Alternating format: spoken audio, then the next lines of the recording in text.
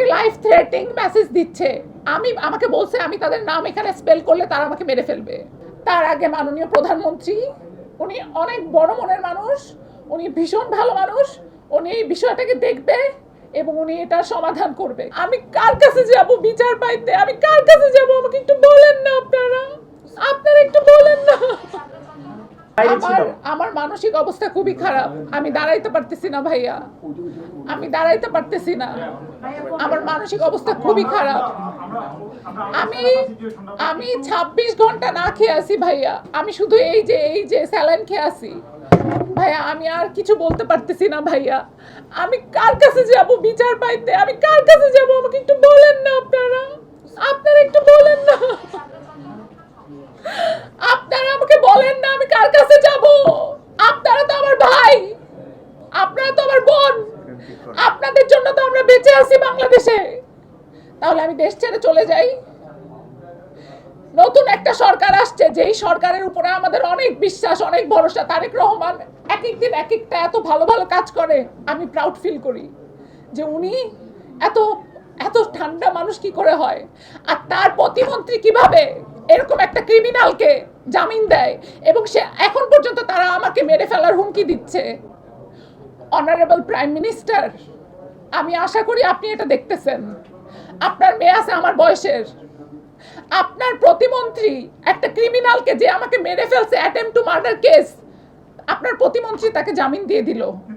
আমার সেই কাগজটা, আমার মেডিকেল রিপোর্টটা কোর্টেও গেল না, তার আগেই জামিন হয়ে গেল। টাকা, এত ক্ষমতা টাকার। আমি কোন ভিত্তিতে জানতে পারছি? তাই তো আপনাদের যেমন কিছু মানুষজন আছে খবর দেওয়ার, আমারও কিছু মানুষজন আছে খবর দেওয়ার। আপনাদের যেরকম লোকজন আছে, আমাকেও ডিজিএফআই খবর দিছে। ভাই আমার লাইফ থ্রেট। আচ্ছা, কারা কারা আপনাকে ফোন দিচ্ছে? আমাকে লাইফ থ্রেটিং মেসেজ দিচ্ছে। আমাকে বলছে আমি তাদের নাম এখানে স্পেল করলে তারা আমাকে মেরে ফেলবে। আপনারা তো সবাই আমার সাথে বাসায় যাবেন না। আমাকে বলছে আমাকে মেরে ফেলবে, আমার গাড়ি ট্রাক চাপা দিয়ে দিবে। আমি যদি মারা যাই, আমি তো আবারও বলে দিচ্ছি, আমি যদি মারা যাই বা আমার যদি অপমৃত্যু হয়, তাহলে ওই আশিয়ান নজরুল আর যার আন্ডারে সে জামিন পেল প্রতিমন্ত্রী, এই দুজন, আমি আশা করি এরকম কিছু হবে না। তার আগে মাননীয় প্রধানমন্ত্রী, উনি অনেক বড় মনের মানুষ, উনি ভীষণ ভালো মানুষ, উনি এই বিষয়টাকে দেখবে এবং উনি এটা সমাধান করবে। কারণ ওনার ঘরে জামা রহমান আছে যে আমার বয়সের।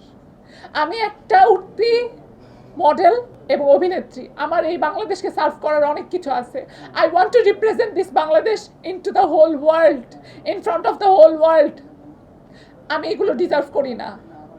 প্রতিদিন কালকের আমি পরশুদিন তরশুদিন আজকে আমি, দেশটা কোথায় গেছে? দেশটা কোথায়? আজকে দেশটা কোথায় দাঁড়ায় আছে? এখানে যে মেয়েগুলি আসছে, এই যে মেয়েগুলি আসছে, এদের কি? এদের এদের এদের কি?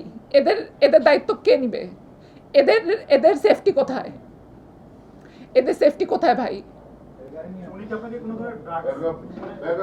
আমাকে সে ড্রিঙ্কের সাথে ড্রাগস মিশাই দিছে, যেই ড্রাগসের ফলে আমি 2 দিন উঠতে পারি নাই। আমার আম্মু আজকে সারা দিন নামাজে বসে। ভাই, এই দুনিয়াতে, এই ঢাকা শহরে যদি বিচার নাও হয়, আমি বলে দিলাম এই কেসের মধ্যে যারা যারা জড়িত আছে, 17 বছর কেন 40 বছর পরে হলেও মিলাই নিয়েন, ধ্বংস হয়ে যাবে। আর আমি যদি মারা যাই, তারা দায়ী ওই প্রতিমন্ত্রী এবং ওই আশিয়ান।